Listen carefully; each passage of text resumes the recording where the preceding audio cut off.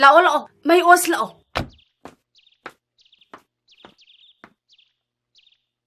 सुक्सिसु कानगदबनी को औ इनमा सुक्सि कालो कालो कालो सुख दु कालो नो इनमदी याम कुपनी है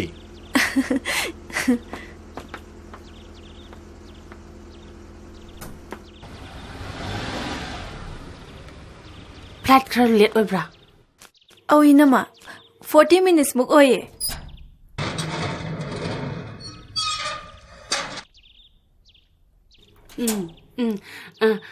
योंचा आलू इरोंबा कामद्रोबनी कंगलायन पाकनमदी मुल्लगा लेरबनी नंगना नहान हायरकपदो लाओ लाओ लाओ लाओ हावरनिदा इरोंबा चादब कुइरे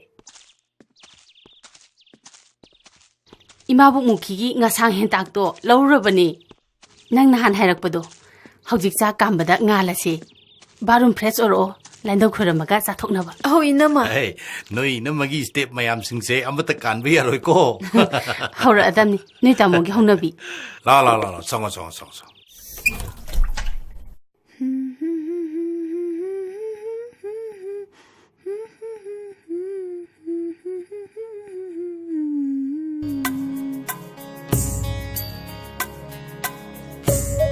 लाओ लाओ landau khuramasi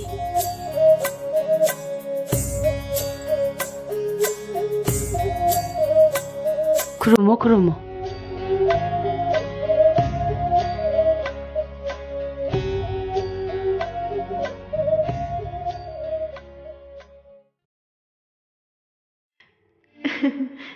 ID sir Srinivasan से याम मेमोरीज होबनीने आईडी मागी लेक्चर से ताबदा पुनोक तो नोनिंगबनी आइसुने माना ngangbसे ताबदा याम नोकनिंगे हुरेन हॉस्टल योरो फावबा रूम दे थन नोक तोइने मयाम न ngauro माले हाइनारबने आइसे really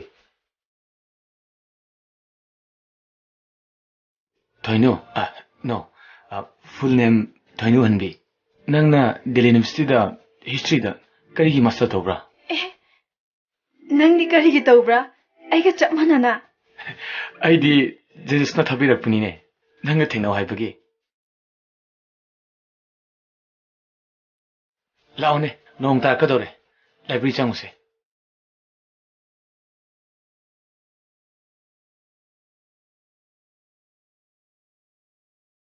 ID formally engage तौरगा लुहोंगबा पामे आइसु पामे कनागा होंगदेबा Meitei girl अमा लेने कनानो बदो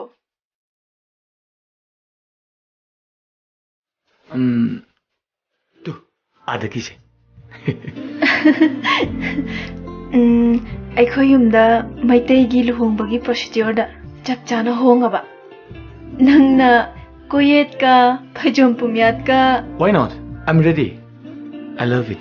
मधुगी मतुंगदा नोगी युम चंगद्रिंगाइदा Christian marriage church दा Wonderful. What an academic idea. I love it. Promise? Yes, promise.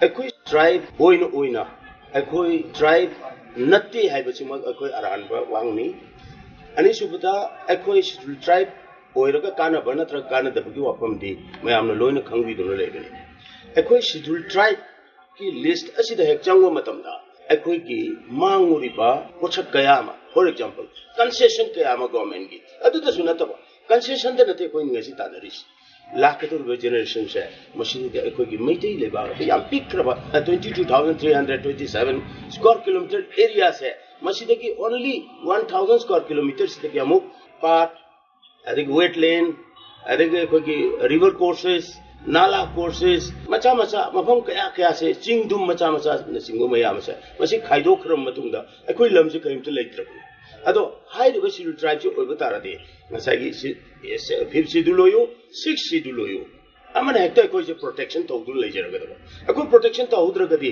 ekoi je khwai da ge na ekoi mayam na khambiri duni ekoi yam chaw khudong thiba ama lakane se koi khangnu lerabani urban area se imphal na khwai da ge na laira re se ekoi yam ham thokuni maram di general class one leiruba ekoi economy se ekoi pura drought oirabani pura khangnu lerabani ekoi kedo economic se ekoi upgrade tawi aroi upliftment phangoi masana scheduled tribe as oibatar body quota to masana la quota bani mase ekoina hairu dragachu wadu the government na masana khangje dunu leiro wapamni scheduled tribe oibam thoi aduna mase scheduled tribe oi dragadi ekoida amang ba kaya lakaduri haibase mase ekoigi yam sang bami yengni ani ai thamjage lamdu kansi hairabadi scheduled tribe ki list challaga scheduled area haina constitution na khangda schedule area है ना Kong लोपियन के हर बदे schedule tribe होए थे या मत हिया कुतो को पॉइंट मना चिंग तम अनि नोय चिंग मी तम नोय अनि नुसिनो उदी कोई हाई कोई या नुसिने ना ना नुसिनो है constitution ना दिन नोय चिंग तम अनि से तोंगाम ब जाति नि कांग नि खाइ दो सिगे खाइबो खाइ बल ले से मुथत्रि बो को नुसिनो बसे चिंबा ना का नुसिनो को गनि नुंभाव नुसिनो को सुवाय अदु ओसे हारगदी ट्राइबल स्टेट अमोइना कंपोजिट ट्राइबल स्टेट अमो ओइरगा नुक्सिनबदो पुरप याना बिदम चिंगी तमी अनि असे अमतनी हाइना नुसिनर पगी लंबी हम सिंबसे ता और सिमा याम ता से हरगदी मैतैने से ट्राइबल लिस्ट चंदबसे याम याद सिनि थमस अदो हुजी शेड्यूल ट्राइब डिमांड कमिटी की प्रेसिडेंट ओइबिबा अबुना नैनरिबो वापम सी मतांग सिदैदा अबुनी वापम खजितु थमी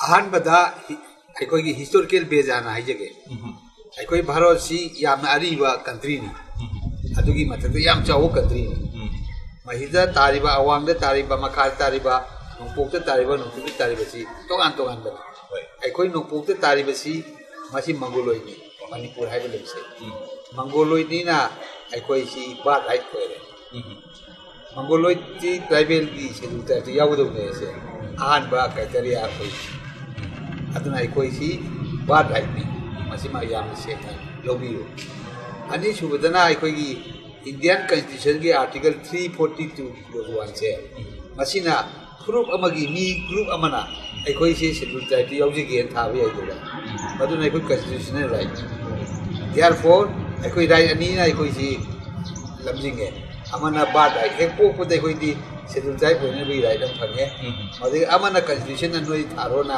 है परमदनानी सी प्रजामियाम दई थंचगी केनो उनरे गवर्नर उनरे प्राइम मिनिस्टर उनरे मिनिस्टर ऑफ ट्राइबल अफेयर्स उनरे कोई उनरे पदगी दी कोई सी ई केनो सी थबक सी यामना राइट हो रे ने कोई परम दी मको ने कोई भी रे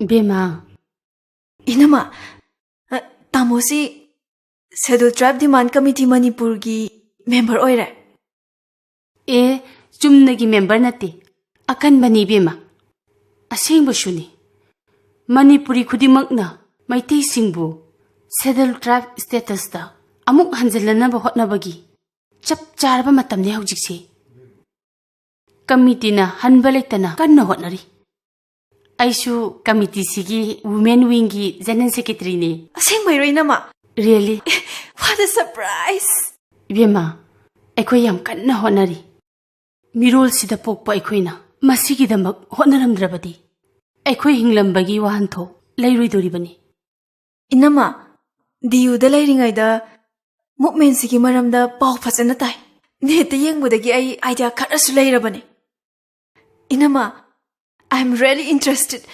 What a coincidence. Inama, laone, sidam ta phamu lao ba. Lao, sidam ta phamu lao. Lao ba. Hoi. Phamu.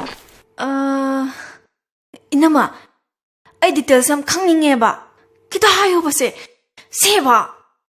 अखोई की विजन पांडम से करीनो हायरबदा मणिपुर दा कोहेसिव एंड हार्मोनियस सोसाइटी सिंगमी तमी थोंग मानना लेमिनाबा इथनिक सोशल इक्वलिटी लेबा मणिपुर अमा ओहनबा कमाइना नो इनमा मैतेबु लमदम असिगी येलो मीनी हाइना India government officially sak khangbiba aduga constitution gi oiba ngaklo pihanba masina maiteibu lamda masidagi mutkhigadabadagi kanba ngamgani aikhoinadi chingmi tami amatani machin manawni nungsi janana hingminagadabani hairiba adubu Indian constitution nadi chingmi tamigi marakta kanglup ani ase khaibok khairi bapalse lokthok pataba Inama, masiki pandamse, thabak oino onthoknaba, reality puraknaba. Kai tawdoino? Masigi vision se realize tawnaba. Scheduled Tribe Demand Committee Manipur gi mission di.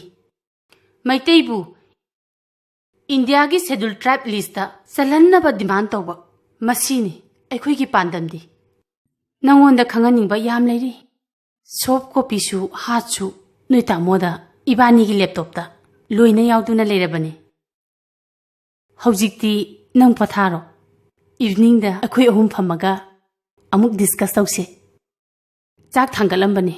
Kamappa khara taramu. Irombasu kamani. Ai phau surambado amuk ta loiselukige ko. Hoi inama.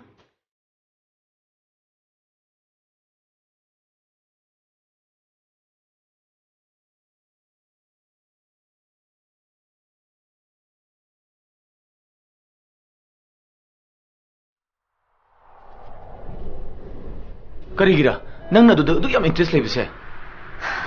James, interest laitaba yadabani ne. It is the need of the hour. No, you are absolutely wrong. Sagot kanu ne James. Amda tapthau. Ground reality do nang na khangdabana ne. Aisu detail khangamdabane.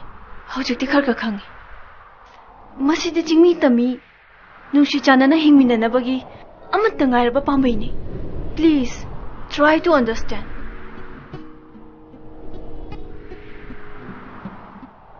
Maitai singna moigi hanagi tribal status to amuk resume tawrabadi nakhoi ekhoi status amata da hingminaroidraba nusi chanana leminaroidraba.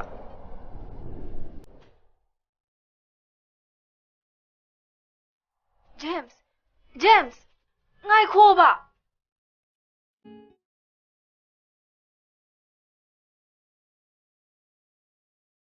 Man hairisibu karam haina convince tawdoino tamo. Karinune singmi tami punna nungsi sanana tung koina leminanabagi pandam makhada sangsilagli bu khongjangni ne mase moigi kota mullaga moigi lam grab tawraga karmaina nungsi sanaba porkadoino hey nungsi sanabadi lairadana hanna chudaba thorpa tabani ne madu boy kuna tawgodro Constitution gi Article 16 Clause 4 gi makhada makhoi gi kota protection adum leigani.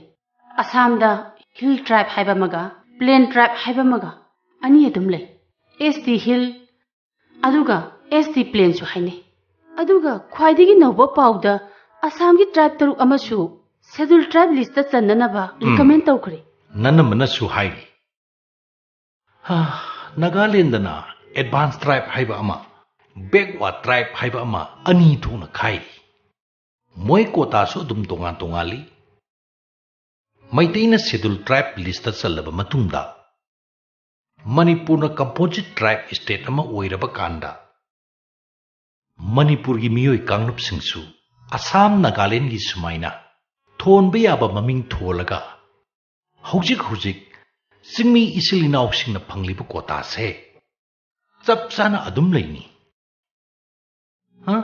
atai state ta toriba sumaina Manipur da chu adum chap chana tawni na singmi gi kota maitai na matpagi wadi karisu leite Maitai na jingi lam laukrani ka hainari se aidi ne tamda dum leijage ko hera nangda nateta tamgi mi tamda leiningi Singi misu tamda adum leiningi sidi miyoibigi hauna sani khongai saba nungai ba mapunda leining ba haibasi mahausani kaino Tamo jingi lamdadi moigi customary law aduga practice ki makhada adum protection le Nagagina village council na adum control tawi कुकीगिना मोइगी निंगथौगी मखादा ले अदुना मोइगी sanction अयाबा यावदना कनागुम्बा मतदा मोइगी lump पिथोकपा याबा नते मैतैना ST की list चल्लबा मतमदा चिंगी lump मैतैना लोइना लौख्रनी हाइबसे अइदी हेंजिनबा वखलनेना खल्ले नमा तो अदुनीने मैतैना ST की list चल्लबा मतमदा चिंगी lump पुनमक मैतैगी ओइरनी हाइबसे हिंजिन खनबा वखलनी इनमा schedule tribe सिबु कांगलुप अमना ओइकी हाइरगा हेक्ता ओइबा याब्राने कदाइदैंदा यादेदा constitution की article 342 ना हारिबसे कनागुम्बा कांगलुप अमा और कांगलुप अदुगी सरुक अमाबु प्रेसिडेंट ना हाइबदी इंडिया गवर्नमेंट ना शेड्यूल ट्राइब नि हाइना डिक्लेयर तौरबदी शेड्यूल ट्राइब ओइरे अदुबु ट्राइब खक्तना ट्राइब की लिस्ट चनबा हाइबसिदी मसाना ताबनी कैनो अदुदी तामो मैतै सिबु ट्राइब नेना लौबा याब्रा ओबीसी नत्रा हौजिकपुदी मैतै से ओबीसी अदर बैकवर्ड क्लास हाइदी अतै अतोप चाखुतब कांगलुप हाइतारे अदुबु गवर्नमेंट की ऑफिशियल रिकॉर्डदी मैतै हाइबसे ट्राइब नेना यामना मयेक सेंगना लेरी से 1891 की इंडिया की सेंसस ता मैतै से फॉरेस्ट ट्राइब हाइदी उमंगी येलोमी हाइना रिकॉर्ड तोई अदुगा मु 1901 की इंडिया की सेंसस तना मैतै से मेन ट्राइब ऑफ मणिपुर हाइना चली 1931 की इंडिया की सेंसस तना मैतै से हिंदू न मपुंग ओइबा अदुबु मसागी लोन नाट ngang चलीबा ट्राइब नि हाइना रिकॉर्ड तोई 1950 खक्तदा मतमदुगी पॉलिटिक्स ना सोशल कंडीशन ना इंडिया की एसटी की लिस्ट चलन किदबनी यमोई मतमदुदा लिस्ट चलन किदबदो हौजी हापसन बिरो अखोई रिज्यूम तौजरगे सीनीने अखोई डिमांड से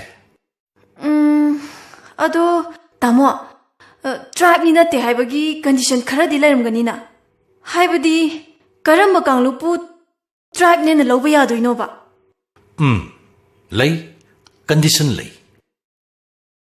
से खुदुम लोन चटपा टॉप टॉप मसागी नाट कल्चर लेजबा मपानगी मी उनाबा थेंगनाबदा मिरक मिशन थी ओइबा ज्योग्राफी की ओइना तोंगान ताबा बैकवर्ड सोथरबा चौखत्रीबा मसी ओइताबा हे हाइरिबसिंगसे पॉलिटिक्स के ओइबा वाफम गाक्तनीने मसी इंडिया की अखंग अहिसिंग सोशल साइंटिस्ट सिंगना हाइदंत लेरबा शेसे सामना हाइरबदने पॉलिटिक्स की मरीदो कल्लगदी शेड्यूल ट्राइब की लिस्ट चले मरीदो सोलगदी चंद्रे समख्रबवानी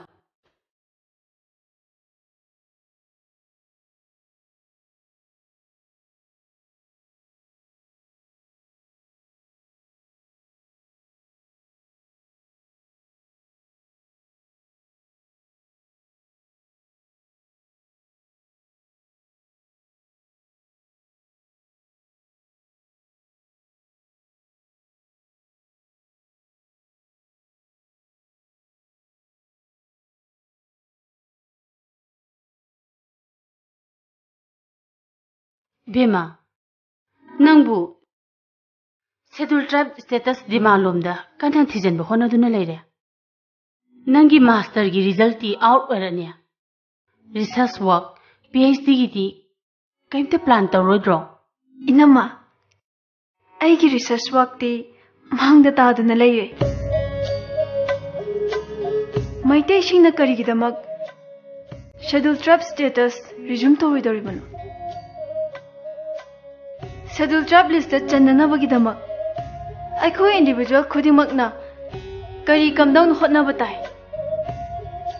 मसे अईगी research work ओइरगनी Bhima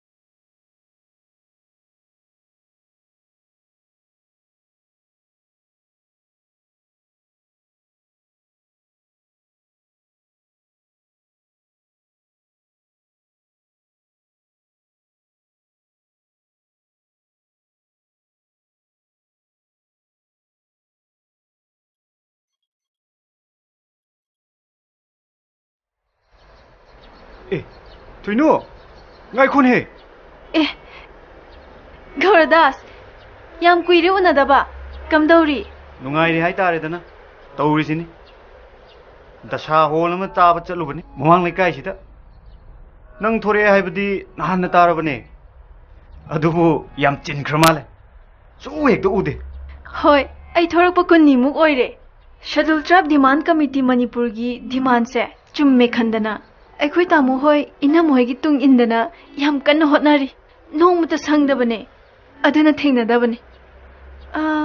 Ai ga babung di kamdaure. Sholabra. ngaikuni kana kana nu khara punchilaga mathong marong khangdaba jat taba yaba dharma manga daba demand tawduna khoi mayam se tribe olhal ni haidana hotnari haidura Kaino nang hari dubo. Nangi dudi pura honareda. Maitei na Schedule Tribe ki list chalaga nang na thiliba chandondo thillaroi daba laitin gi thauram mayam se amata tawraroi dabo ina khalluraba. Adudi laleda.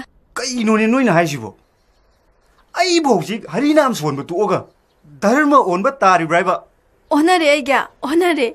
Dharma ga mari suklai laina diye. Lai gi seba adum chapchana tawni. Chandol adum thinni. Gauriya tawbam thokpa adum tawni. Kang chingani yausang tawgani. Krishna jarma adum tawni. Pok pasibada sosti swarat adum songani. Karisu ahongba lairoi aigya. adubo ikoi jat taba haibadudi oiradong natro Hera aigya. OBC da channabagi wafam. Nainarakpa matamdudasu. Mayamna is mange. Maitei sibu mine yam thina ngangnakhrani. Yam handana lawnakhrani. Morok metpada jataba tagani. Maitei OBC da chanba yaroi haidana 1993-94 da mayamna yam kanna yetkidaine. Hauzik aigya si OBC da challe. Masida aikhoi aigya gi punchida lining laishonda min hantana lawbagi. Karamba ahongba laagene. Kaishula amoida aigya. adubudi lakteda kananasu karisu haideda Adune aigya. Hayeng maitei Schedule Tribe ki list challaba matamdasu karisu ahongba lairoyeba. adubu awangba thaktagi anemba thakta kumthagadaba natro Aigya, kunmathoi suba satabdigi democracy chatpa matamsida mihoi babu anem awangse kanana kadaida khairigeba. K.R. Narayanna Schedule Caste ama oina India gi president oiba matamda awang bajat ne haina chachaba India gi Hindu kangbuna mangonda khutlonaraga ikai khumnaba uttabrane Manipur dasu awang ba thaki mi ne haina masana masabu haijaba kangbuna anema thaki mi ne haiba achaw asang officer singi pion champrasi adum oiko yingbiu ne aiga matang asida kanana anema thaki mi no aduga kanana awang ba thaki mi no aigya matam ga chunaba wakhalon hairagadi phamma chawba paiba mi duna awang ba thaki mi oire yeningai leitraba chumkhraba wani da mase aduna dimana se lengak ki administration gi oiba politics ki oiba waphamne masida jha dharma gi wa kemte yaudi aigya Gauradas ibani angang oiringai dagi homin kaminarakpane ngasi aina nangonda haijariba pumnamakse ichin thok ikha thok pangangang badi natte lairik ta yaraba sarkar na yaraba achum bangaktane thoyu nang hairaga aina hekta yagadaba natteda mathong maram khangdaba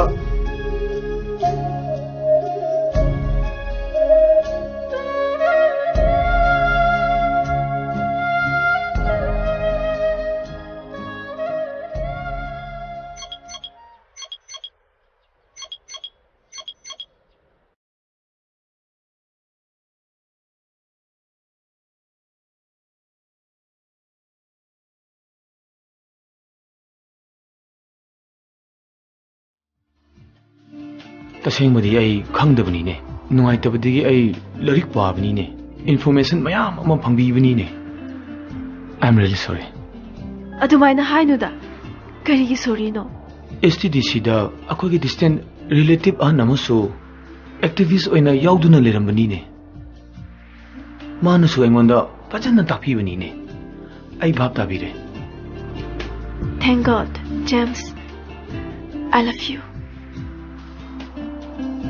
I STDC da enroll toroge. I decide tawbne. Please guide me. Readily and gladly. Hey, Bima! Bima! Thoinu! Bima! Nang Thoinu! kadai lagi ne? Tamo, imong dilendong mali. La. Kadai lagi nang mo? Masakta lay bro, makada lay bro ta tholo.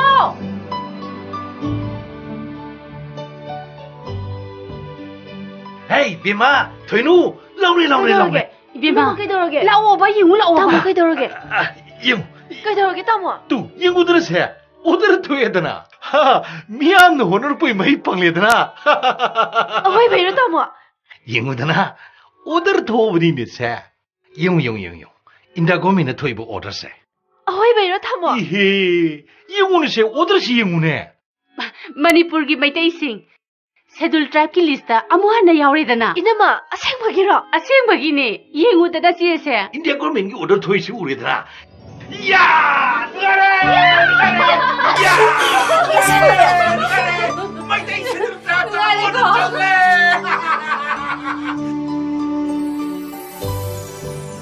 James, jango lao. James, lao, jango lao.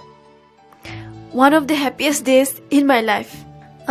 Coffee takse. Coffee di yare da. Really. Ngasidi yam nungai bani ne. Ngasidagi di Manipur becomes a tribal state. Ethnic and social equality leba thak manaba khunayama chingtam anida amat toy leregadabni ko.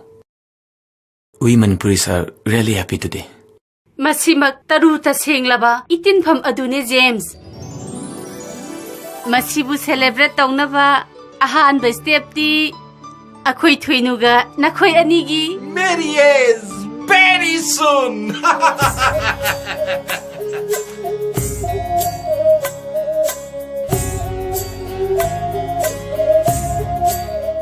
Mang oira malin he.